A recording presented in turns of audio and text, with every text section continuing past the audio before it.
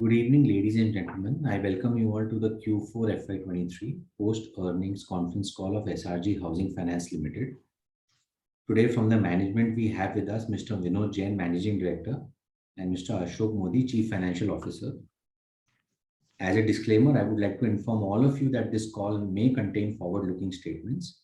These forward-looking statements may involve risk and uncertainties. Also, this is a reminder that this call is being recorded.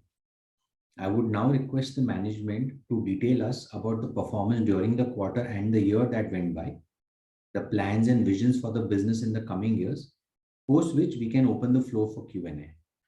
Over to you, sir. जय जिनेंद्र, मैं आप सभी का quarter 4 financial year 23 की earning conference call में स्वागत करता हूं। आशा करता हूं कि आप सभी स्वस्थ होंगे। इस साल हमारा फोकस बिजनेस एक्सपेंशन पर था, जिसकी वजह से हमें स्ट्रॉन्ग डिस्बर्समेंट एंड एयूम ग्रोथ देखने को मिली है। फाइनेंशियल ईयर 23 में हमारी टोटल ब्रांचेज 62 हो गई है, जो कि पिछले साल 37 थी। फाइनेंशियल ईयर 23 में 124% की ग्रोथ के साथ डिसबर्समेंट 190.73 करोड़ रहा है और क्वार्टर 4 में डिसबर्समेंट 136% की ग्रोथ के साथ 79.14 करोड़ रहा है, जो कि पिछले वर्ष 84.89 करोड़ और पिछले Q4 में 33.53 करोड़ था। हमारी लोन बुक 28% की ग्रोथ के साथ फाइनेंशियल ईयर 23 में 438.36 करोड़ रही है, जो कि पिछले वर्ष 340 करोड़ थी। प्रॉफिट बिफोर टैक्स 21 करोड़ रहा है। क्वार्टर 4 में प्रॉफिट बिफोर टैक्स 5 करोड़ रहा है। पेट 70 करोड़ रहा है। Q4 में पेट 4 करोड़ रहा है। टोटल इनकम 16.62% की ग्रोथ के साथ 93.83 करोड़ रही है। क्वार्टर 4 में टोटल इनकम 26.45 करोड़ रही। नेट इंटरेस्ट इनकम 44 करोड़ रही। Q4 में नेट इंटरेस्ट इनकम 12 करोड़ रही है। इसी के साथ net interest margin gross loan book का 11% रहा है। नेटवर्थ 133.26 करोड़ हो गई है। EPS 13 रहा है। फाइनेंशियल 23 में हाउसिंग लोन 66% और लेब 34% रहा है और सैलरीड लोन 24% और सेल्फ एम्प्लॉयड लोन 76% रहा है। हमारी 100% लोन बुक प्रॉपर्टी के साथ सिक्योर्ड है। हाउसिंग लोन बुक का एवरेज टिकट साइज 5 लाख और एवरेज LTV 40% है। ग्रॉस NPA 2.50% रहा है और नेट NPA 0.51% रहा है। हमारी एवरेज बोरोइंग कॉस्ट 10.82% रही है। कंपनी ने 12.20% का हेल्दी स्प्रेड मेंटेन किया है। फाइनेंशियल ईयर 23 में हमने टोटल 177.40 करोड़ का फंड रेज किया, जिसमें 31% PSU बैंक से, 8% प्राइवेट बैंक, 46% FI से और 14% NHB से है। कंपनी की लिक्विडिटी स्ट्रॉन्ग बनी हुई है। फाइनेंशियल ईयर 23 के दौरान कंपनी में लिक्विड फंड्स 100 करोड़ रहे हैं, जिसमें से 18 करोड़ अनड्रॉन फंड्स हैं। हमारी LM पोजीशन भी कंफर्टेबल रही है। मैं हमारी सभी एम्प्लॉइज का और आप सभी शेयर होल्डर्स का धन्यवाद करता हूं कि आप सभी पिछले 2-3 साल का जो चैलेंजिंग समय रहा है, उसमें भी हमारे साथ बने रहे हैं और आपके विश्वास और साथ से ही हम हमेशा मजबूती से खड़े रहे। आशा करता हूं कि आने वाला समय हम सभी के लिए नई ऊंचाइयां लेकर आएगा। एक बार फिर से आप सभी का धन्यवाद। अब आप जो प्रश्न पूछना चाह रहे हैं वो आप पूछ सकते हैं, उसका जवाब। Thank you, sir. Whoever wishes to ask a question may use the option of raise hand. We have the first question from the line of Agastya Dave. Agastya, you can go ahead and ask your question. Thank you, Vinay bhai. Am I audible? Yeah. Hello, Jain sir. Thank you very much for the presentation, sir. And also आपने call ऐसे रखा है sir, ये बहुत useful है. एक और चीज के लिए थैंक यू सर. आपने प्रेस रिलीज में इस बार जो कमेंट्री डाली है और वो बहुत क्वांटिटेटिव है क्वालिटेटिव के साथ, तो वो काफी यूजफुल और हेल्पफुल है सर. तो I really appreciate it sir. उसके लिए भी आपको थैंक यू. क्योंकि जब मैंने नंबर्स देखे थे तो मुझे एक बार के लिए लगे कि numbers are bad, but then जब आपकी कमेंट्री मैंने देखी और एयूएम का एंड डिसबर्समेंट्स के नंबर देखे तो काफी उससे चीजें सॉर्ट आउट हुई. So thank you very much sir, specially press release के लिए. सर, मेरा पहला क्वेश्चन आपसे ये था कि जो डिसबर्समेंट्स हमने किए हैं Q4 में, उसका जो डिस्ट्रीब्यूशन है ब्रॉडली मुझे आइडिया है, लेकिन सर आप ये बता सकते हैं कि जब आप डिस्ट्रीब्यूशन किसी भी मंथ में होता है आपका, तो उसमें लास्ट 1 वीक में कितना डिस्ट्रीब्यूशन होता है? बिकॉज एक चीज जो देखने में है आपके रिजल्ट्स में अभी, इवन दो हमारा एयूएम बड़ा है, डिसबर्समेंट्स अच्छे हैं, वो अभी पूरा का पूरा पीएनएल में रिफ्लेक्ट नहीं हो रहा है. तो ये डिसबर्समेंट का डिस्ट्रीब्यूशन कैसा रहता है सब मंथ में, एंड कब हमको पूरा का पूरा बेनिफिट आने लगेगा पीएनएल में, जो एडिशनल लोन्स हमने डिसबर्स किए हैं उसका? बहुत अच्छा अगस्त्य जी, आपने अप्रिशिएट किया, उसके लिए धन्यवाद. आपने पूछा पिछले क्वार्टर में अपना जो डिस्बर्समेंट होता है सर, ये जो हम क्या जो सैंक्शन करते हैं वो सैंक्शन अमाउंट अलग रहता है और डिस्बर्समेंट अलग रहता है, क्योंकि जितने भी हाउसिंग लोन है उस हाउसिंग लोन में पार्ट पार्ट डिस्बर्समेंट टुकड़ों में होता है. लेकिन इसमें जो फिगर आता है वो प्योरली जो डिस्बर्समेंट अपन कर चुके हैं वो इसमें फिगर आता है, वही डिस्बर्समेंट अपन अमाउंट बताते हैं. क्योंकि जैसे मान लो अगर हमारा सैंक्शन ज्यादा हुआ होगा हाउसिंग लोन में, तो कुछ पार्ट सैंक्शन है वो अगले 2 3 4 महीने में होगा, तो धीरे धीरे उसमें सैंक्शन होता है. जैसे डिस्बर्समेंट होता रहता है उस डिस्बर्समेंट में इसमें ऐड करते रहते हैं. सर, अगर एक महीने में मान लीजिए 10 करोड़ का डिसबर्समेंट है, सर हाइपोथेटिकल नंबर है, मैं आपसे जस्ट समझने के लिए ये नंबर बोल रहा हूँ. मान लीजिए कि एक महीने में 10 करोड़ का अगर डिसबर्समेंट है, तो डिसबर्समेंट क्या इवनली स्प्रेड आउट रहता है, या ये भी ऐसी चीज रहती है जो मंथ के एंड में ज्यादा डिसबर्स होता है, या मंथ के पहले डिसबर्स ज्यादा होता है? ये कैसे, ये मंथ के अंदर इसका डिस्ट्रीब्यूशन कैसा रहता है? इवन एज्यूम कर सकते हैं सर? एक्चुअल में क्या है ना सर, ये जो डिस्बर्समेंट आप जो कह रहे हो ना, कि मंथ के हमेशा क्या लास्ट के 15 से 20 तारीख तक 25 तारीख तक सब आपकी फाइलें आ जाती है. लास्ट के 5 दिन में आपका डिस्बर्समेंट ज्यादा नजर आएगा. ओके. ये हाँ, स्टार्टिंग में 10 दिन तो क्या होता है बिजनेस प्रोक्योरमेंट के लिए हम लगते हैं, फिर 10 दिन प्रोसेस में लगता है, फाइल कंप्लीट होकर हमारे हेड ऑफिस पहुंचती है, उसके बाद में डिस्बर्समेंट होता है. क्योंकि डिस्बर्समेंट जब तक हेड ऑफिस में फाइल आपकी ना पहुंचेगी, डिस्बर्समेंट डिपार्टमेंट में पूरा वो चेक नहीं होगा, पार्टी के ओरिजिनल डॉक्यूमेंट नहीं पहुंच जाते, तब तक डिस्बर्समेंट नहीं होता है. तो हमेशा लास्ट. अगेन क्लैरिफिकेशन के लिए, ये आप सैंक्शंस की बात नहीं कर रहे हैं, या आप डिसबर्समेंट्स की बात कर रहे हैं? जी जी जी डिसबर्समेंट्स 20 तारीख के बाद से स्पीड पकड़ना स्टार्ट करते हैं. बिल्कुल बिल्कुल बिल्कुल sir. Okay, correct. Okay sir, एक मैक्रो क्वेश्चन था सर कि आपको डिमांड कैसी दिख रही है, और इस क्वेश्चन को आप अगर 2 पार्ट्स में डिवाइड कर सकें. एक ओवरऑल डिमांड आपको रूरल इंडिया में कैसी दिख रही है, क्योंकि पहली बार इस क्वार्टर में, काफी क्वार्टर्स के बाद, बहुत सारी rural oriented companies are saying कि रूरल में एक्टिविटी पिकअप हो रही है. एंड तो आपको क्या दिख रहा है? दूसरा, आपकी जो पुरानी ब्रांचेस थी, जो आपकी 2 साल से पुरानी ब्रांचेस है, वहां पर डिमांड कैसी है अभी? बहुत बहुत अच्छा क्वेश्चन है. देखो आप देखो, जब कोरोना पीरियड से पूरा सिस्टम गया, पिछले आप देखो मार्च के बाद में कोरोना का सब चीजें खत्म हो गई, तो हमने भी अप्रैल के बाद में नई ब्रांचें 25 नई ब्रांचें हमने खोली. ठीक है, मार्केट में ब्रांच खोलने के बाद में स्टार्टिंग में 6 महीने तक तो ये लगा बिजनेस अभी स्टार्ट हुआ नहीं. लेकिन जैसे जैसे कोरोना का असर खत्म हो गया, चीजें खत्म हो गया और डेवलपमेंट की तरफ इंडिया जाने लगा, तो गाँव में भी रूरल में भी डेवलपमेंट चला. उससे उससे आम आदमी की इनकम जो है बढ़ने लगी. ठीक है, और घर का सपना हर आदमी के मन में होता है, तो जो काम रुक गए थे वो काम सब स्टार्ट हो गए. जो सोच रहे थे कि हम आगे करेंगे, उन्होंने भी समय से पहले सब काम मकान बनाना चालू कर दिया. तो इस तरह से अपनी ग्रोथ भी हुई और उसके बाद डिमांड भी बढ़ी. तो पिछले क्वार्टर में डिमांड भी बढ़ी है और काम करने का तरीके भी हमने कुछ चेंज किए, उसके भी रिजल्ट हुए हैं. पुरानी ब्रांचें जो चल रही थी उसमें भी बिजनेस बढ़ा, उन एरियो में बिजनेस बढ़ा. नई ब्रांचें थी तो टीम बनाने में हमको 6 8 महीने लगते हैं, बनाते बनाते उससे भी बिजनेस बढ़ा.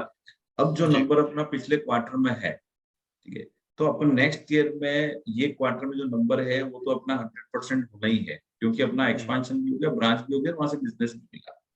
तो जी। हमारा जो रन रेट हम 25 करोड़ का मान रहे थे, तो हमारा 84 करोड़ के आसपास हमारा क्वार्टर में हुआ, और इसी रन रेट का हम एवरेज पकड़ते हैं तो इस साल में हम 300 करोड़ का आसपास डिस्बर्समेंट, नया 250-300 करोड़ का डिस्बर्समेंट करेंगे। जिसमें से पुरानी ब्रांचेस भी उतना ही ग्रोथ दिखा रही हैं, लाइक वो भी अच्छा ग्रोथ दिखा रही है। ये सब इसलिए नहीं हो रहा है क्योंकि आपने नंबर ऑफ ब्रांचेस बढ़ा दी है। बिल्कुल बिल्कुल बिल्कुल, दोनों मिक्स है सर उसमें, क्योंकि दोनों मिक्स है। ओके। आप हाँ, ऐसा नहीं होता है जो 25% ब्रांच, 25 नई ब्रांचें बनी उसमें 100% ब्रांचों ने इनपुट देना चालू कर दिया। कुछ जी। ब्रांचें उसमें चलती, कुछ थोड़ी स्टार्ट होती है, कुछ आती है, तो पुरानी ब्रांचों का दोनों का मिला के ये अपने को जरूरत सर काफी काफी क्वार्टर्स के बाद, इनफैक्ट काफी सालों के बाद हमारा एयूएम एक्चुअली बढ़ा है है। एंड जी साइजेबल अमाउंट से बढ़ा है सर। इसमें इस अब एंड आपका डिस्बर्समेंट का जो गाइडेंस है और एयूएम का गाइडेंस है उसमें भी आप बोल रहे हैं कि ग्रोथ आएगी। तो अब जी। सर आप लिक्विडिटी कितना मेंटेन करके रखेंगे? अभी तक आप 100 करोड़ लेके चल रहे थे बैलेंस शीट पे, अब वो लिक्विडिटी आप कितना एक्स्ट्रा मेंटेन करके रखेंगे? और दूसरा क्वेश्चन कि आप इक्विटी रेस करेंगे क्या 1000 करोड़ के पहले, 1000 करोड़ एयूएम के पहले? देख, दोनों चीजें, एक तो नंबर वन आप क्वेश्चन मुझको दे दो कि लिक्विडिटी हमेशा हम 3 महीने की लिक्विडिटी को मेंटेन करते हैं, ओके। और हमारे पास में सैंक्शन तो जाता रहता है लेकिन अनड्रॉन होता है, पूरा डिस्बर्समेंट हम्म। बैंक से भी नहीं लेते हैं। अब हम्म। जैसे 100 करोड़ है हमारा ब्याज आज की तारीख में है, तो ये हमको आगे बिजनेस करने के लिए हमको जरूरत रहता है। हम्म। और जब आपके पास में अनड्रॉन रहेगा तो आपके पास में लिक्विडिटी भी मेंटेन आपको अपनी बुक्स में रखने की जरूरत कम पड़ जाती है, उससे भी आपका ओके। लॉस जो है वो कम हो जाता है। हम जी। 10-11% से बैंक से लेते हैं, फिर 7-8% सिक्योर्ड में हम डालते हैं, तो 3-4% वो कॉस्टिंग भी लगती है, जी। तो उसका भी थोड़ा सा सेव हो जाता है अगर अपने पास अनड्रॉन है। रहा नेक्स्ट के 1000 करोड़ के पहले, तो आज एक बार अपन सर क्या है कि इक्विटी का जो रेशियो है वो अपना इस साल का जो फाइनेंशियल ईयर 31 मार्च को बनेगा, ठीक है, उसमें हमारा पेट भी बढ़ेगा, चीजें भी बढ़ेगा, ठीक है। तो इस साल में तो कोई हमारा इक्विटी का प्लान नहीं है। जो अभी अपन 600 करोड़ की लोन बुक या 250-300 करोड़ की लोन बुक अपनी बढ़ेगी, उसमें 150 करोड़ के आसपास अपना बुक और बढ़ेगा, ये और बढ़ेगा, तो 450 प्लस 600 करोड़ के आसपास, तो अभी तो इक्विटी की इसमें जरूरत नहीं है, तो नेक्स्ट ईयर में ओके। अपन इक्विटी जा पाएंगे। हाँ, लेकिन कोई ऐसा इक्विटी वाला मिला जो लॉन्ग टर्म में अपने को सपोर्ट कर सकता है और अच्छी इक्विटी अपने को अच्छी रेट पे दे सकता है, तो फिर सोचा जा सकता है। उसके लिए मैं ये भी नहीं कहता हूँ नहीं करेंगे। लेकिन 600 करोड़ तक आपको बिल्कुल जरूरत नहीं है। हाँ, 600 करोड़ तक जरूर नहीं, अरे हाँ, 600 करोड़ तक हम्म। जरूर नहीं, लेकिन एक क्या है, अभी हमारा ये जो 62 ब्रांच है ये हमारा 3 स्टेट में है, राजस्थान, गुजरात और महाराष्ट्र में, जी। ठीक है। और अभी जी। हमारा एक्सपांशन 2-3 स्टेट नए और चालू करने जा रहे हैं, कौन जिसके कौन लिए से स्टेट सर? अभी हम एक तो महाराष्ट्र, कर्नाटका, तेलंगाना और तमिलनाडु, ये साउथ हम पूरा चालू कर रहे हैं। महाराष्ट्र भी महाराष्ट्र, हमारा, पुराना एपी और फिर कौन सा कर्नाटका? हाँ, कर्नाटका, तेलंगाना, तेलंगाना और तमिलनाडु से पूरा साउथ वाला चालू। ओके। ओके। तो उसको चालू करेंगे तो उसका इम्पैक्ट भी अपने को लास्ट क्वार्टर में आसपास जाके अपने को मिलेगा। 10 से 15 ब्रांच से स्टेट में, 2-2, 5-5 ब्रांच हम स्टेट में चालू कर रहे हैं, और उसके लिए हम ओके। टीम भी बनाना चालू कर दिया है अपने। और ये पेन इंडिया की जो टीम है वो हम बॉम्बे में बना रहे हैं और बॉम्बे से उसको करेंगे तो काम। 10 branches in each state sir, each new state, her state में 10 नहीं, या टोटल 10 ब्रांचेस? एक्चुअल में किसी भी स्टेट में जाते हो सर 5-10 ब्रांच से कम होती नहीं है। एक बार अच्छा। अगर हमने 5-5 ब्रांच भी चालू की तो 2-3 स्टेट में करते हैं तो 15 ब्रांचें अपनी होती है। हमने उसमें दिया है 10 से 15 ब्रांचें हम हर साल बढ़ाएंगे। जी। तो क्या होता है कोई भी अग्रेसिव चीजें तो नहीं करते हैं, लेकिन चालू करने के पहले समझना पड़ता है स्टेट को, चीजें जी। करना पड़ता है। तो वो जी। ब्रांच अपन अभी लगाएंगे, उसका इम्पेक्ट 6 महीने बाद आएगा, चीजें आएगा, तो थोड़ा सा जी। देखना। जी। जी। सर लिक्विडिटी का मुझे क्लियर नहीं हुआ आपके आंसर से। लिक्विडिटी आपने कहा कि 3 महीना मेंटेन करके रखते हैं, लेकिन अनड्रॉन फैसिलिटीज वाला भी बात आपने कहा। तो अल्टीमेटली हमको अगर बैलेंस शीट अगर नेक्स्ट ईयर के लिए देखनी है तो क्या ये 100 करोड़ का नंबर कांस्टेंट रहेगा सर जो आप लिक्विडिटी अपने हाथ में रखेंगे? बिकॉज अगर 300 करोड़ का डिसबर्समेंट है तो आपको 75 करोड़ चाहिए अपने हाथ में, हाँ हाँ, अगर आप बिल्कुल 3 महीने के। बिल्कुल लेकिन 100 बिल्कुल करोड़ रहेगा। से ज्यादा नहीं होगा, राइट सर? 100 करोड़ से हाँ, ज्यादा 100 नहीं करोड़ से 100 करोड़ से ज्यादा। होगा। ओके। सर क्रेडिट लॉसेस का क्या आपको दिख रहा है? जनरली आपके क्रेडिट लॉसेस होते नहीं है, तो अभी आपको कहीं से कोई दिख रहा है जहाँ पे क्रेडिट लॉस हो सके, कोई कोई प्रॉब्लमेटिक अकाउंट्स है या कोई डिस्ट्रिक्ट्स है जहाँ वो कुछ प्रॉब्लम हो, या अभी भी क्रेडिट बेसिस पे आप प्रिस्टीन चल रहे हैं एकदम? देखो, आपने जो चीजें कही उसमें दो चीजें सर। अगर आपकी क्रेडिट अच्छी होगी, ठीक है ना, जी तो आपको लॉसेस कम होंगे। दूसरा, जी। आपका हमारा जो एलटीवी रेशो है वो 50% के आसपास में एलटीवी रेशो में करता है। तो हमारे पास हम्म। उसमें मार्जिन रहता है। तो उस मार्जिन की वजह से क्या होता है कि अगर कोई डिफॉल्टर भी हो गया, ठीक है ना, तो रिकवर हो जाता है। हाँ, तो भी रिकवर हो जाता है। अगर वो क्या है, वो हम्म रेशियो अगर बराबर आ गया, जितना आप पैसा मांग रहे हो प्रॉपर्टी की वैल्यू भी उतनी है, तब जाके हम्म दिक्कत होती है। अगर एलटीवी रेशियो हम्म। अगर आपका अच्छा मेंटेन है तो आपका रिकवर होता है पैसा। सर एलटीवी में आपका ट्रेंड देख रहा था कंटिन्यूअसली डिक्लाइन हो रहा है, आप ऑलरेडी काफी कम एलटीवी पे थे, अभी और थोड़ा सा कम हुआ है, तो ये आप आपकी तरफ से ये एफर्ट हो रहा है कि एलटीवी को और कम किया जाए, या जस्ट ये एबरेशन है, एक साल में ही ऐसा हुआ है, आगे से वापस वो 40-50% हो जाएगा? नहीं, एक्चुअल में क्या है, हमारा फोकस ये होता है कि किसी भी क्लाइंट को 50% हम एलटीवी से ज्यादा उसको लोन ना दें, ठीक है। तो जो हम्म एवरेज है वो 40% एवरेज है, ठीक है ना। तो आप हम्म। ये इंडिविजुअल जो है वो 50% के आसपास रहता है। अगर मान लो किसी को लोन कम अगर चाहिए और प्रॉपर्टी जी वैल्यू ज्यादा है, तो वो रेशो अपना एवरेज एलटीवी रेशो कम आ जाता जी। इसमें तो यही यही लेवल पे आप कंटिन्यू करेंगे, राइट सर? है। जी जी सर। Okay okay. सर एक फाइनल क्वेश्चन, उसके बाद मैं वापस क्यू में जाता हूँ सर। जो प्रीपेमेंट्स होते हैं सर, और जो बीटी ट्रांजैक्शंस होते हैं, वो आपको कितने इस साल पड़े? आपने अभी मेंशन किया 84 का आपने डिसबर्समेंट किया, माय गेस इज वो ग्रॉस डिसबर्समेंट था, और नेट डिसबर्समेंट 79 का है। क्या मेरा अंडरस्टैंडिंग ठीक है सर? वो 5 हाँ, करोड़ बीटी और, या प्रीपेमेंट का कुछ नंबर दे सकते हैं सर आप? देखो ऐसा है ना सर, कि आपका 10% के अप्रोक्सीमेट में आपका बीटी और प्रीपेमेंट दोनों मिला के सर? दोनों दोनों मिला है सर। जिसमें 7% करीब बीटी के आसपास होता है और 3% अपना प्रीपेमेंट ऑन फंड के ऑन सोर्स के करीब होता है। तो ओके। तकरीबन 10% करीब अपना ही है। सर इसमें ट्रेंड क्या है सर, स्पेशली बीटी आउट में? क्या बैंक्स एग्रेसिव हो रहे हैं या कम एग्रेसिव हो रहे हैं आपको, आपके एसेट्स को लेकर? नहीं सर, एक्चुअल में बीटी इस कारण से नहीं होता है। हर आदमी का एक मोटो होता है उसकी रेट ऑफ इंटरेस्ट को कम करना, जी ठीक है। तो अगर मान लो, अगर अपन ने कोई 12% में लोन ले रखा है और अपने को कहीं से 8-9% मिलेगा, तो अपन भी बीटी कराएंगे। तो ये बीटी इज ए प्रोसेस। ये ऐसा हम्म नहीं है कि कोई आपका पूरा पोर्टफोलियो खाली हो गया चीजें। ये प्रोसेस ये कंटिन्यू चलता रहता है, और सभी का बीटी होता है, और अपने पास भी दूसरों का बीटी आता है। अगर 10% जी अपन बीटी अपने यहाँ से जाता है, तो 10% बीटी अपने यहाँ पे भी आता है। जी जी जी। सर आप ओके सर, और क्वेश्चंस हैं मैं, लेकिन क्यू में वापस जाता हूँ, दूसरे लोग भी हैं। I come back sir, thank you very much sir. Okay, thank you. Thanks, Agastya. We'll take the next question from Rupesh. Rupesh, you can unmute. जय जिनेंद्र सर, कॉन्ग्रेचुलेशंस ऑन बहुत ही अच्छा रिजल्ट हमने किया सर। आपने बोला था FY23 में growth आएगा और आपने डिलीवर कर दिया, सो congratulations on that. Thank you sir. हाँ सर, मेरे 2-3 क्वेश्चंस हैं। तो पहला क्वेश्चन सर ये है कि आप ये बता सकते हैं कि पुरानी जो 37 ब्रांचेस है, उसमें जैसे पर मंथ कितना डिसबर्समेंट हो जाता होगा, कोई नंबर, और नई 25 ब्रांचेस में अभी वो क्या लेवल है अप्रोक्सीमेटली? नहीं सर, अभी हमारा दोनों दोनों बाइफरकेशन तो हमने नहीं किया है। हमें टोटल पे ही हमारे पास में फिगर है। वो भी आपको इमीडिएट नहीं दे पाऊंगा, पुराने में कितना हो, नए में कितना है। ये पूरा मुझे सबका एक साथ में है सर। रफली आप बता सके कि नई नई ब्रांचेस में भी पुरानी ब्रांचेस के 50% डिसबर्समेंट में पहुंच गई है, कुछ कुछ इस तरह से अगर आप बता सके। देखो, 25 लाख रुपए के एवरेज आसपास अपना पुरानी ब्रांचों से बाकी नया। 25 लाख पर मंथ, हाँ, 25 लाख। और नई नई वो लेवल पे आ गई है नई ब्रांचेस?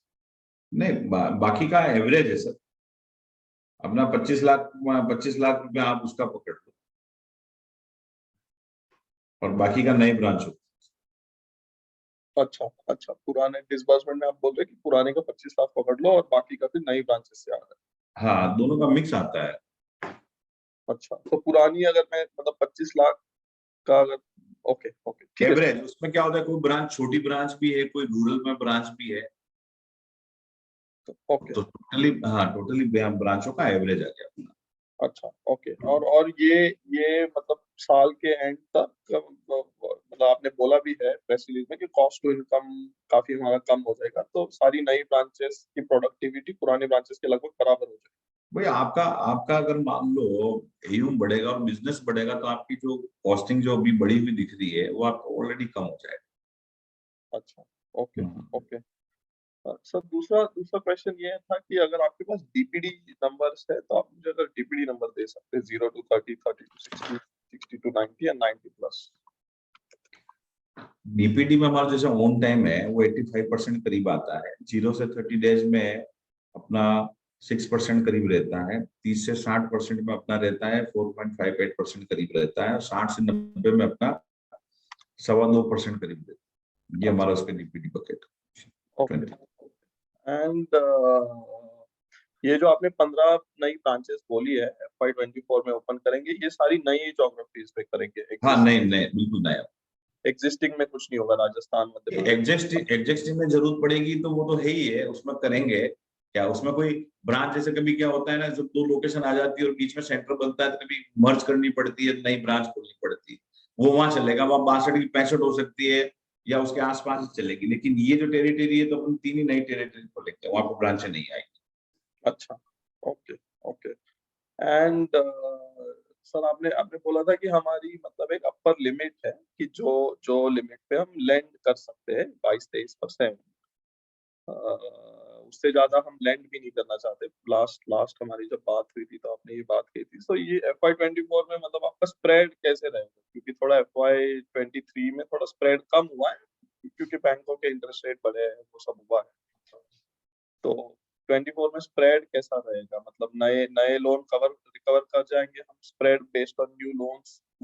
नहीं, स्प्रेड तो देखो क्या है, जो रेपो रेट का जो इम्पैक्ट है वो इम्पैक्ट रहेगा, बाकी अपन इसी रेट के आसपास ही अपन काम करेंगे ताकि स्प्रेड अपने घटे नहीं, अपने स्प्रेड तो चाहिए। सो नए नए लोन ऐसा नहीं है कि आपने, मैंने देखा कि एवरेज आपने 23 पॉइंट कुछ लिखा है 23.12, तो ऐसा नहीं है कि नए लोन 24 पे हम दे रहे हैं, वो भी 23 पे ही दे रहे देखो एवरेज वो आता है कि 24 भी आता है, कोई 21 भी आता है, कोई 18 भी आता है, तो अपन एक एवरेज पकड़ सकते हैं, इसके आसपास ही अपन चलेंगे। अपन ये नहीं कह सकते पूरी 100% की 24 पे आ जाए। हैं। बट नए नए लोन्स में पूछो सर, मतलब हाँ नए नए नए लोन को भी नए में हम एवरेज थोड़ा अपना ही मतलब है। 50 बेसिस पॉइंट एटलीस्ट मार्जिन बढ़ा के चल रहे हैं कि नहीं चल नहीं वो एवरेज देखो क्या होता है ना सर, आप वो कितना भी मेंटेन करो, एवरेज इसके आसपास ही आएगा। मैं बढ़ा के ले लूंगा तो मुझे कम भी करना पड़ेगा। रहे? अच्छा ओके। और आपने एक और चीज लास्ट टाइम बोली थी सर कि 500 करोड़ को क्रॉस हो जाएगा हमारा एईएम, तो क्रेडिट रेटिंग की हम कोशिश करेंगे कि क्रेडिट रेटिंग अपग्रेड हो जाए। बिल्कुल बिल्कुल, तो बस अब पास में ही, ज्यादा दूर नहीं है, वो भी आ तो, जाएंगे। तो ईयर एंड तक मतलब हम मान के चले कि मार्च तक 100% एटलीस्ट कि हम कर लेंगे, एटलीस्ट क्रेडिट बिल्कुल रिव्यू हो जाएगा, करेंगे नहीं बिल्कुल करेंगे। बिल्कुल सर। अच्छा ओके ओके ठीक है। और एक दूसरी बात सर ये थी कि जनरली मैंने देखा लास्ट 3-4 सालों में कि Q4 हमारा काफी स्ट्रॉन्ग रहता है, बट Q1 में थोड़ा वीक हो जाता है। 23 में भी थोड़ा ऐसा ही रहा है, बट लेकिन इस साल आप बोल रहे हैं कि Q4 का जो डिसबर्समेंट रन रेट है वो हम मेंटेन कर लेंगे, तो ये मतलब what is different this year, ये साल क्या अलग है कि हमें ये कॉन्फिडेंस है? देखो एक्चुअल में क्या कॉन्फिडेंस इस साल का तो ये है कि आपका नई ब्रांचें हैं, टीम आपकी बढ़ गई है, ठीक है, आपके पास में टीम अच्छी मजबूत है, आपका सेगमेंट जो है उस सेगमेंट में अपना जितना खराब समय था वो निकल गया, तो कॉन्फिडेंस तो रहेगी रहेगा ना। फिर आपने जो काम किया उस काम के अंदर जो क्वालिटी मेंटेन की वो चीजें हैं, हम ऐसा नहीं कोई ऐसे खराब टाइम में भी हम एयूम के पीछे भाग गए हैं, रेट ऑफ इंटरेस्ट हमने कम कर दिए या हमारा कोई सेगमेंट चेंज कर दिया है, वो चीजें नहीं है। जो हम कर रहे हैं वो बेटर है, अच्छा है, और उसी को लेके हम आगे बढ़ रहे हैं। अच्छा और इसको आज में बिजनेस करके भी ये प्रूव कर दिया है कि हम जो सेगमेंट कर रहे हैं वो सही है और हम उसमें काम कर पाएंगे। अच्छा ओके। और सर मेरा आखिरी आखिरी सवाल ये है कि जो जो ये नया 300 करोड़ का डिसबर्समेंट करेंगे FY24 में, उसमें लैब कितना होगा? सर हमारा जो अभी भी जो लेप है वो हमारा 40% लेप है, 60% हमारा हाउसिंग का तो वो वही रेशो लेके हम चलेंगे। हाँ, वही मेंटेन होगा। अभी हमारा 66% जो है वो हाउसिंग लोन है और 33.86% हमारा ले। अच्छा, ओके ओके, ठीक है सर, मैं I'll come back in the queue. Thank you so much for answering all my questions. Okay, thank you. Thanks, Rupesh. We'll take the next question from Kamlesh. Kamlesh, you can unmute and ask your question. Hello sir, नमस्ते। मेरा सवाल ये है आपसे कि हमारा cost to income ratio जो है वो 60% के भी ऊपर गया है। तो ये जंप कैसे आया है, और दूसरा हम इसे किस तरह से सेटल करने वाले हैं और इसे कैसे अचीव करने वाले हैं सर? जो कॉस्ट जो आपका कॉस्ट बढ़ा है ना, कॉस्टिंग तो आपका ये जो हमारा एक तो रेपो रेट बढ़ी, उससे कॉस्टिंग का इम्पैक्ट आया, और दूसरा हमने जो नई टीम बनाई है उसका इम्पैक्ट है, नई ब्रांच एक्सपेंशन में उनका नई टीम है, और जैसे इसमें बिजनेस होगा तो आपका वापस उसी के आसपास वापस आ जाएगा। अच्छा सर। और सर, मेरा एक और सवाल ये है कि हमारा, क्या आप मुझे बता सकते हैं कि हमारा जो पर ब्रांच सेटअप कॉस्ट है वो कितना है, और दूसरा हमारा मंथली और annual running cost per branch कितना है, जो भी नए ब्रांचेस ओपन? सर अपना जो उसका जो फिक्स कॉस्ट है वो आती है अपनी 4 से 5 लाख रुपए के बीच में, और अपना जो फिक्स कॉस्ट है वो सेटअप कॉस्ट वगैरह जो 4 से 5 लाख के आसपास आती है, और उसके बाद में मंथली जो एक्सपेंसेस है वो 1.5 के आसपास में उसका सैलरी और रेंट और ये आता है 1.5 लाख रुपए पर। अच्छा, ओके सर। और एक और था हमारा, हमने जो ब्रांचेस एक्सपांड किए हैं, तो हम उसके साथ मैनेजमेंट टीम को भी एक्सपांड करने के लिए देख रहे हैं, और दूसरा जो नई स्टेट्स की तरफ हम जा रहे हैं तो किस तरह से हम अपनी मैनेजमेंट को डिस्ट्रीब्यूट करने वाले हैं, मतलब किस तरह से मैनेजमेंट नए ब्रांचेस को केटर करेंगे या उसको उसकी ग्रोथ के लिए देखने वाले हैं? देखो हमारे पास में ऑलरेडी टीम तो पूरी सेटअप है, तो अभी जो चल रहा है उसमें कोई टीम की जरूरत नहीं है, उसमें कोई जाएगा तो एक आदमी नया लाना है, और बाकी नीचे जो ब्रांच में अगर कहीं कहाँ जहाँ गैप है तो वो फुलफिल होगा। नए स्टेट के लिए नए लोग आएंगे, नई टीम आएगी, एक्सपीरियंस टीम आएगी, वो चीज है, और नए गोल के हिसाब से जो चीज अपने को कैपेबल चाहिए इंडस्ट्री के लोग वो अपन लेंगे उनको। Okay sir, thank you sir. So just as a follow-up to Kamlesh question, आप लोग ने ऑलरेडी टीम्स आइडेंटिफाई करी हैं एंड लोग आइडेंटिफाई किए हैं, मतलब किस टाइप के लोग आप टारगेट कर रहे हैं अपनी टीम में लेके आने के लिए? बिकॉज सदर्न ज्योग्राफी का जो डेमोग्राफिक्स है वो थोड़ा नॉर्दर्न वेस्टर्न स्टेट से अलग होगा जहां अभी तक आप ऑपरेट कर रहे थे, ना? थोड़ा इसके बारे में विस्तार से बोल पाएंगे सर? अभी हमारे इंटरव्यू चल भी रहे हैं और टीम से हम मिल भी रहे हैं। जिन जिन स्टेट में अपन जाएंगे उस स्टेट में उन आदमी का कम से कम 5-10 साल का एक्सपीरियंस हो, और उसी में वहीं के रहने वाले हो, जो उनका पूरा एरिया का नॉलेज हो, वही टीम हम बनाएंगे और उन टीम को ले जाएंगे। ऐसा नहीं कोई जो जानता नहीं उस टीम से अपन वहाँ पे काम करें, क्योंकि हर स्टेट का अलग अलग चीजें हैं। अगर रूरल में भी हम जाते हैं तो हम रूरल की ही टीम लेते हैं, जो वहाँ पे लोग खुद रह रहे हैं, खुद काम कर रहे हैं, वैसे ही। तो जो हमारा क्रेडिट अप्रेजल प्रोसेस है वो कंटिन्यू टू बी सेंट्रलाइज्ड होगा? ठीक, वो क्रेडिट वाला है, वो सेंट्रलाइज तो रहता है, उसमें हमारे पास हर स्टेट में क्रेडिट मैनेजर बैठता है, तो वहाँ की क्रेडिट का तरीका हर जगह अलग अलग होता है, उसमें कोई ज्यादा डिफरेंस नहीं होता है, 5-10% का डिफरेंस रहता है। कहीं लीगल डॉक्यूमेंट्स है उसका अलग अलग स्टेट में अलग अलग गवर्नमेंट के रूल्स रेगुलेशंस अलग है, वो चेंज होता है। बाकी कुछ कॉस्टिंग वाइज, कुछ डीएलसी वाइज वो टेक्निकल है, वो अपने को देखना पड़ता है, कुछ ज्यादा मेजर फर्क नहीं पड़ता। Okay. Agastya, you can ask your follow-up questions. Thank you. Actually पिछले दोनों लोगों ने काफी क्वेश्चंस पूछ लिए, लेकिन दोनों के कुछ फॉलोअप्स हैं। तो पहला क्वेश्चन एक क्रेडिट रेटिंग पे था सर, वो आपने आंसर दिया। जो अपनी नेक्स्ट क्रेडिट अपग्रेड होगा अपना सर, उससे अपना कॉस्ट ऑफ बोरिंग में कितना फर्क पड़ेगा? सर एक्चुअल में क्या होता है ना सर, 0.25 बेसिस तो कम हो जाए, 0.25 से लेके 0.50 बेसिस में कम होगा, क्योंकि आप मान के चलो सर रेटिंग एजेंसी का एक पैरामीटर से है, तो 500 से 600 करोड़ के आसपास जब होती है तो एक नोट नीचे देते हैं, पर ए रेटिंग में जाने के लिए आपको 800 करोड़ से 1000 करोड़ के बीच में आपकी होनी चाहिए। और सर ये जो नेक्स्ट ये जितने भी आपके क्रेडिट रेटिंग्स होंगी, आप जो बेनिफिट आएगा वो तो आप पास थ्रू पूरा कर देंगे, राइट? आप अपने पास कुछ नहीं रखेंगे? नहीं, कहाँ अपन पास कहाँ करेंगे, अपने पास ही रहेगा ना पूरा। नहीं नहीं, मतलब आपके कस्टमर्स को आप पास ऑन कर देंगे ना, या अपने प्रॉफिट्स में कुछ नहीं यार, रखेंगे? मान लीजिए जो 50 बेसिस पॉइंट अगर कम हुआ तो आपका लेंडिंग रेट भी आप उतना कम कर देंगे, राइट? नहीं, हम जो भी करते हैं सर फिक्स रेट पे हम करते हैं, क्योंकि रूरल अच्छा सेगमेंट में फिक्स रेट पे चलता है।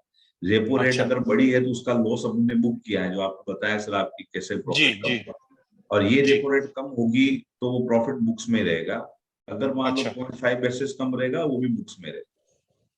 तो सर मुझे ये लग रहा था कि आपका ये जो हिट आया है इंटरेस्ट रेट हाइक्स की वजह से, वो आपने इसलिए रखा क्योंकि डिमांड का थोड़ा सा इश्यू चल रहा था। वो वैसा सिचुएशन नहीं है, आप फिक्स पे ही नहीं, बिजनेस करेंगे? जी जी सर। अच्छा, तो ये जो भी इम्प्रूवमेंट होगा वो आपकी बॉटम लाइन में आ जाएगा सर, वो आपके हाँ, प्रॉफिट बॉटम में बॉटम लाइन में आ जाएगा, आएगा। Okay okay. क्योंकि अभी भी बॉटम अ, लाइन पे इम्पेक्ट हुआ ना, तो बॉटम लाइन में आएगा ना सर। जी जी जी, मैं समझा सर। मैं उसको कोरिलेट कर रहा था कि डिमांड का इश्यू था, इसलिए आपने पास ऑन नहीं किया प्राइसेस।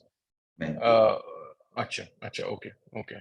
तो सर इसमें कॉम्पिटिटिव प्रेशर नहीं आता आपको? अगर आप अगर मान लीजिए सिस्टम में अगर सिस्टमिक लेवल पे इंटरेस्ट रेट कट हो, तभी भी आप पास ऑन नहीं करेंगे? सर हमारा फिक्स रेट में है ना सर, फिक्स रेट में कंडीशन ही नहीं है ना। अगर वो अच्छा, होती तो जो अपना हाँ। इम्पैक्ट आया उसको कंपनी की बुक्स पे क्यों आना था, वो तो काट। समझे समझे समझे समझे समझे समझे समझे। Okay okay. सर दूसरा क्वेश्चन सर, स्लाइड नंबर 17 पे था, जो कि आपने एएलएम प्रोफाइल दिया है। सर इसमें अगर आप इनफ्लोस का भी प्रोफाइल दे सकें नेक्स्ट क्वार्टर से तो काफी हेल्पफुल रहेगा कि हर बकेट में आपके इनफ्लोस कितने हैं। ठीक है, स्लाइड वो भी बना। 17। जी, जनरली सर वो आपका वो एनुअल रिपोर्ट में मिल जाता है, लेकिन अगर आप प्रेजेंटेशन में ये डाल रहे हैं, अगर यही चीज आप इनफ्लोस भी डाल दें तो they will be very useful. ठीक है, नेक्स्ट प्रेजेंटेशन में डाल दें। जी, thank you very much sir, thank you very much sir, all the best sir, thank great quarter sir, thank you very much sir, thanks. Thank you Vinay भाई। Thanks, Agastya. We'll take a follow-up question from Kamlesh. Kamlesh, you can unmute and ask your question.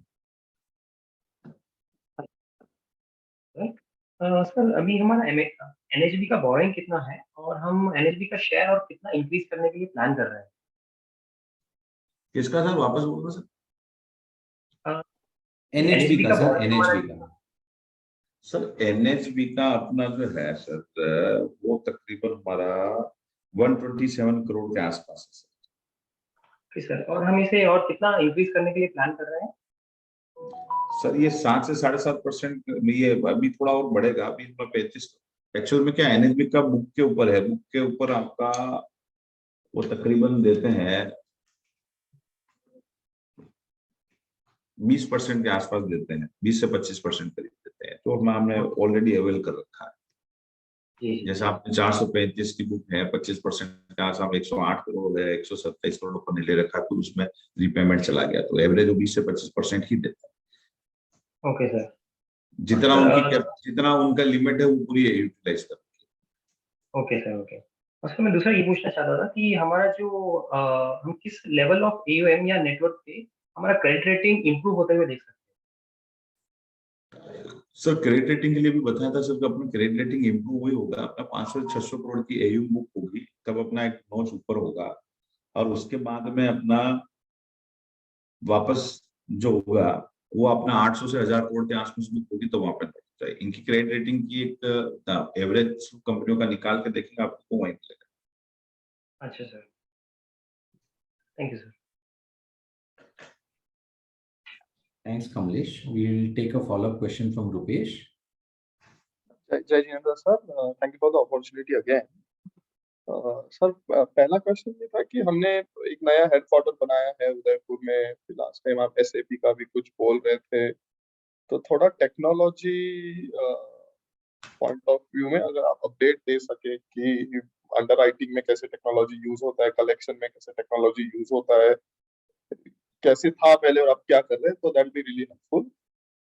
बहुत बहुत अच्छा question sir. अभी हमारा पहले हमारे complex के अंदर था ऑफिस, जहाँ पे हमारे बहुत अलग अलग फ्लोर पे बटे हुए थे। अभी पूरा अपना जो हेड ऑफिस है पूरा एक सिंगल बिल्डिंग में आ गया, जो ग्राउंड प्लस 4 4 मंजिल की है। और उसमें 4 हमारे कॉन्फ्रेंस रूम है बने हुए हैं, 100 लोगों का ऑडिटोरियम बना हुआ है जहाँ हमारा इंडक्शंस ट्रेनिंग्स वगैरह पूरे प्रोग्राम चलते हैं। और पूरी टीम हमारी एक साथ में बैठती है, अलग अलग वर्टिकल पूरे हो गए। और पहले हमारा क्या था, फर्नीचर था तो मिसमैच था। अभी एक ही फ्लोर पे और एक ही बिल्डिंग में बैठने से काम में काफी इम्पैक्ट भी पड़ा, और एक लाइनअप जो था ना वो भी हो गया, और गैप भी हमारा कम हुआ। उसकी वजह से हमको काफी स्मूथनेस आ गई चीजों पे।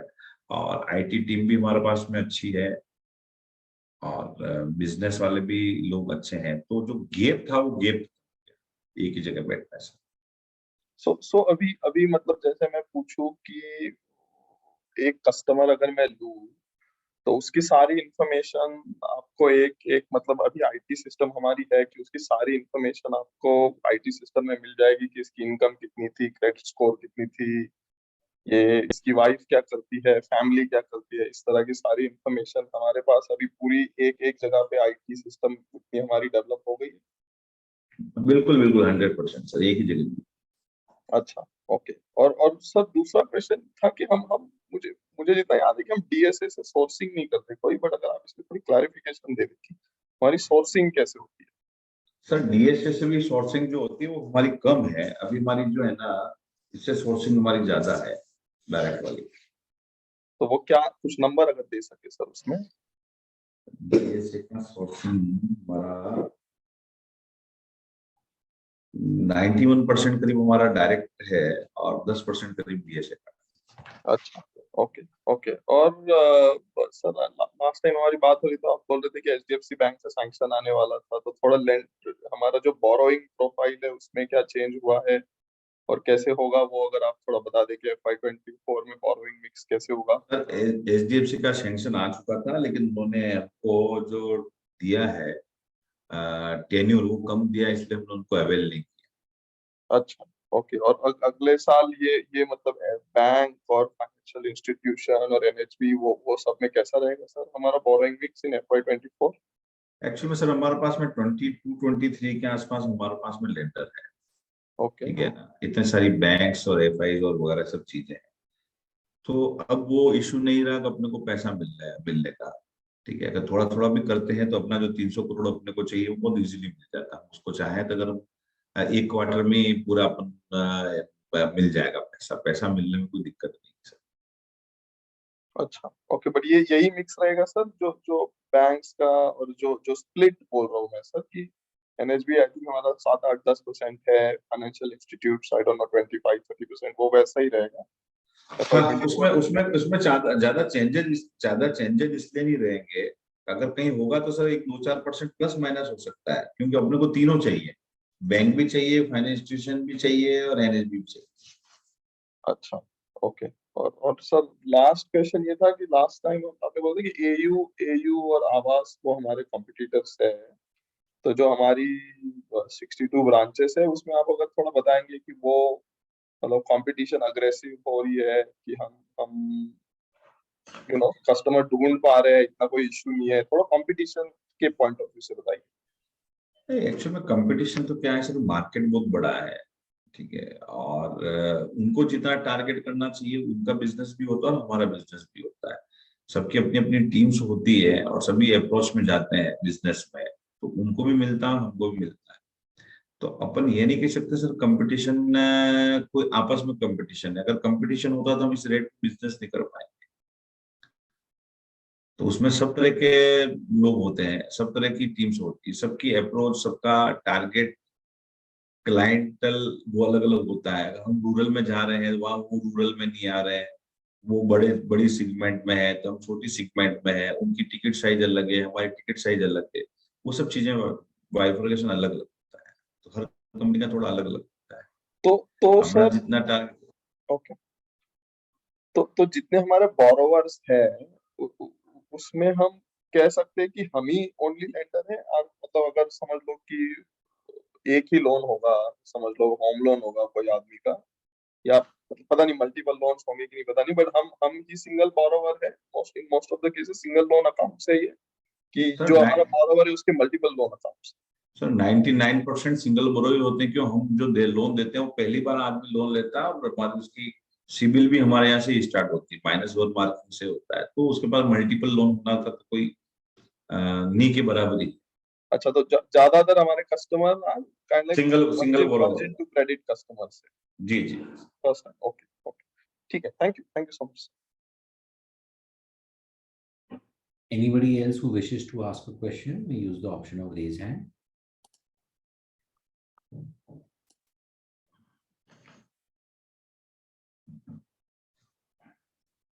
Yeah, Namrata, you can go ahead and ask your question.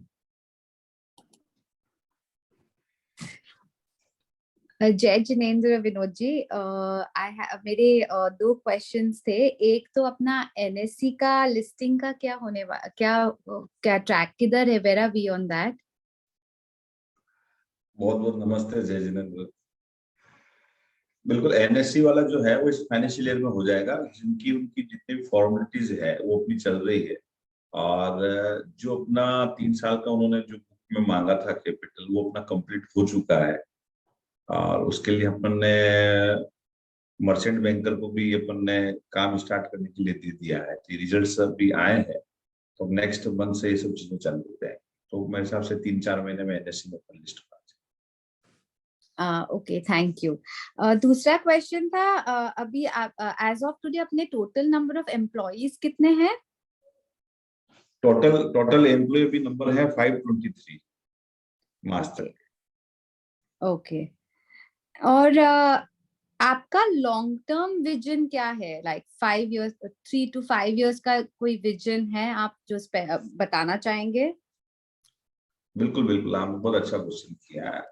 Actual में हमारा इस फाइनेंस के अलावा हमारा कोई बिजनेस नहीं है, हमारी एक ही बिजनेस है जो इस हाउसिंग फाइनेंस कंपनी को चलाते हैं, और सेकंड जो नेक्स्ट जनरेशन है वो भी इसी में साथ में काम कर रही है, और अभी 3-4 स्टेट अगर हम नए चालू करते हैं तो ग्रोथ तो 100% होना ही है, और जो खराब समय था वो भी निकल गया। कंपनी की कैपिटल भी आज की तारीख में बहुत स्ट्रांग पोजीशन पे हमारे खड़े हैं, इंफ्रास्ट्रक्चर भी हमारे पास में अच्छे हैं, एक्सपीरियंस लोग भी हमारे पास में अच्छे हैं, तब काम करने के अलावा कुछ चीजें बची नहीं है, इसलिए अब कोई स्ट्रेस प्रेशर चीजें वो सब चीजें खत्म हो गई, और कंपनी 2002 से चल रही है तो कम से कम 20-22 साल का हमारा एक्सपीरियंस भी है।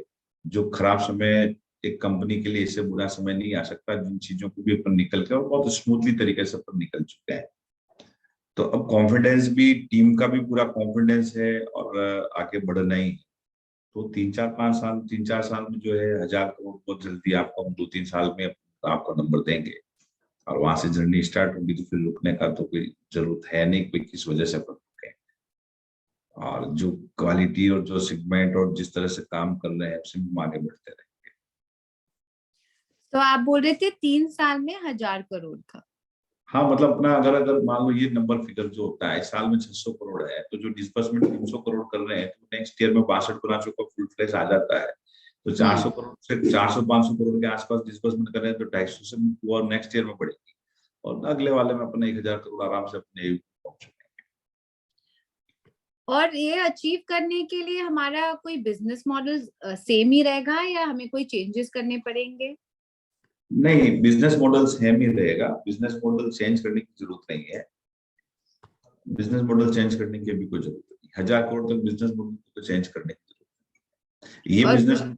ये बिजनेस मॉडल तो चलेगा ही चलेगा, हो सकता है कोई एक वर्टिकल अपन कोई दूसरा चालू करें, जो भी हम पूरा रूरल में ही काम करते हैं, हो सकता है कोई अर्बन में या टायर 1 या टायर 2 कैपिटल में अगर कहीं हमको लगता है कि कर पाए तो वो कर सकते हैं, बाकी ये सेगमेंट जो है उसी को हम करेंगे।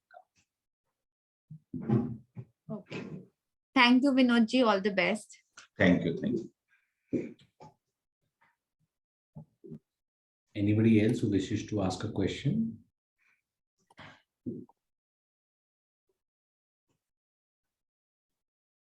So since there are no further questions, we'll end the call here now. On behalf of SRG Housing Finance, I thank you all for participating on this call. And I thank the management for giving us their valuable time and giving in-depth answers to all the questions. Thank you so much, sir. Thank you. Thank you.